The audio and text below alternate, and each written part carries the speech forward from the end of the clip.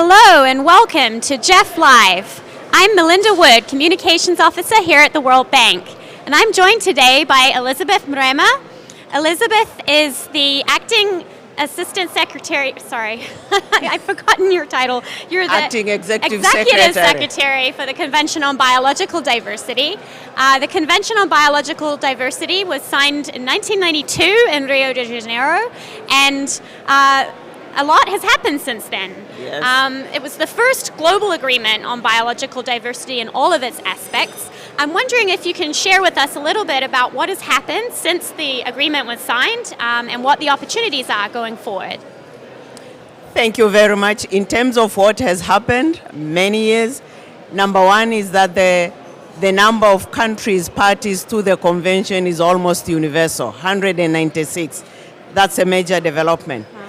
Unfortunately, despite the many parties on board, the recent science tells us that the biodiversity loss is still continuing. That does not mean action has not taken place. Many action have been taken place, and as you have mentioned, it's a framework. And it's a framework because after that we have quite a number of other specific thematic conventions which have been developed and adopted. We have convention which regulates international trade in endangered species and flora and fauna. We have convention on migratory species. We also have conventions on chemicals, all of which, and waste, all of which we have an impact on ecosystems. Right. So developments have been positive, and because of these emerging developments, more challenges to deal with. That probably also explains why we are still struggling with the biodiversity loss and degradation. Well, I hope that there is still some room for some optimism. Yes. Obviously, we're about to get into 2020, and that's a year that has been termed as being the super year for biodiversity and for nature. So I'd like to hear a little bit about what that means for you and what you see the opportunities as being. Indeed, we all say 2020 is the super year for nature, super year for biodiversity. And we ask ourselves why. One, the science has given us gloomy picture. And because of the gloomy picture, virtually all stakeholders are ready to stand up and take action to make a difference. Right. The result of which is leading to a number of events, big events, high-level events, taking place during 2020. So we begin very early in the year with the World Economic Forum, where we'll have also nature action agenda as part of the discussions. This is an economic forum, but now also beginning to discuss nature. Great. We are here in the World Bank premises. They will meet the ministers of finance in April, and as part of their discussion, ecosystems biodiversity will also feature. Again, stakeholders different from the environmental community getting interested. Right. In the Convention on Biological Diversity Secretariat, we are supporting and facilitating the entire process for the development of the new post-2020 framework on biodiversity, global framework on biodiversity. Negotiations will begin in February. We expect to get a zero draft by mid-January. Right. So that we have negotiations in February, and we have yet another negotiations February in China and July in Colombia. In between, in May, we'll have two of our subsidiary bodies also discussing and feeding into that process, which is our subsidiary body on scientific advice and our subsidiary body on implementation.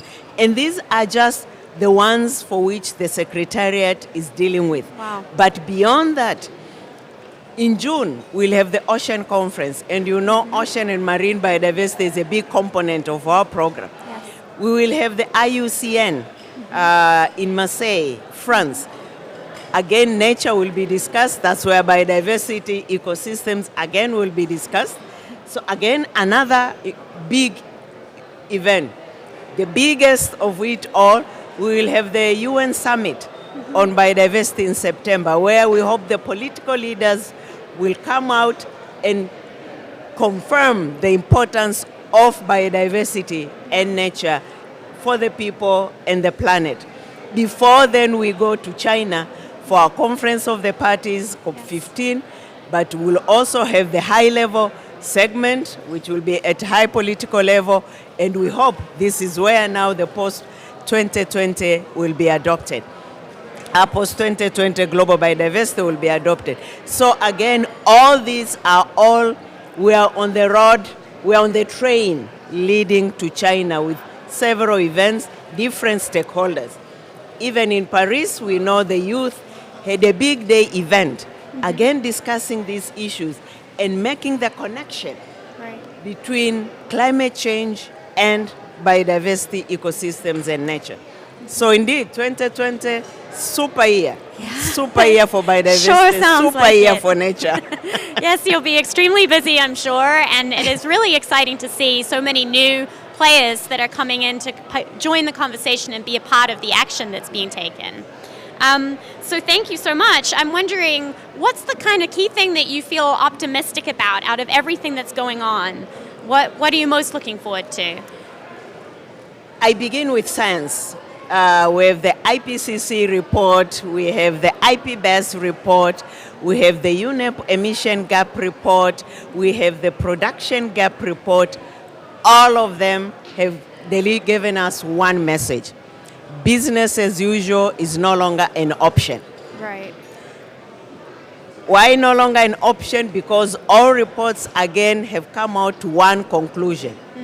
That biodiversity loss is at unprecedented level. Right. And in fact, bigger percentage of it happening during this century. So with these findings, which are collaborated by different reports, we see now the political will, political momentum also emerging and gaining. We have seen, for instance, African ministers for environment who met recently in Durban, South Africa, set up a group to literally provide that regional contribution to the development of the post-2020 agenda. And these were the ministers. We have seen the communique signed recently between the president of China and France on climate change and biodiversity. Right. With China have decided probably the theme of the COP will be related to eco-civilization. And eco-civilization for a country which is emerging, again, we see those developments taking place at national level. So political momentum is gaining. Apart from that, now we see this process now leading us to Kunming, China in October. The many meetings taking place which I have described before. The many stakeholders also being engaged. It's not unlike the past where mostly the governments. Yes, post-2020 is a party-driven process, but party-driven in terms of the final decision. But in terms of contribution to it, everybody has been given space to contribute, to be heard, and they've been listened. We have had several thematic meetings, expert meetings at all levels, even including the local communities and indigenous peoples contributing with their traditional knowledge and culture and being heard. Yeah. The youth have been heard. So yes, party-driven, but contribution has come from all angles. The business community, they are discussing these issues. And the optimism is even more because now we know that solutions are in the nature. Right. So it's not just looking for funds from the development partners, but what we are saying and clearly now understood, nature-based solutions. So there are profits in the nature. The question is, how do we accrue these resources for the economic and social development of the country? Right. So a lot of hope, Yes. optimism, It sounds and like it. together taking action within our different mandates and angles, we'll get there. Fantastic. Thank you so much. It's really exciting to see that momentum that is starting to happen, and there's so much to build on going into the new year. So, thank you very much, Elizabeth. If there was something that you could leave as a kind of call to action for our online audience, what can young people in particular do to help support all of the tremendous work that you're doing? I think we need to congratulate first the youth. What I call this is the future generation. These are the leaders of tomorrow. Yes. Why do we need to congratulate them? Now they are putting pressure on the governments to take action, to be accountable. So, and why to be accountable? Because the decisions we take today will affect them tomorrow. And the youth are demanding to be heard. They are demanding to be on the negotiation table, because these are the leaders of tomorrow. So they also need to participate and understand. So, and we are seeing them now on the streets once a week globally. Yeah. We cannot get a clear message. So clearly the youth have understood that we as leaders, as parents, as grandparents, we have failed them. And now they are demanding also to have a seat so that they can determine their future. We need to listen to them. We need to encourage, because this is the inheritance we are leaving behind for them. So keep up the youth. We need you.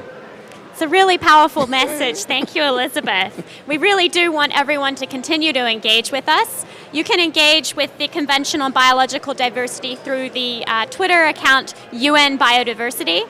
You can also engage with us at the GEF and on Facebook on Connect for Climate. So please do share a comment and get involved. Thank you so much for joining us at GEF Live. Thank you.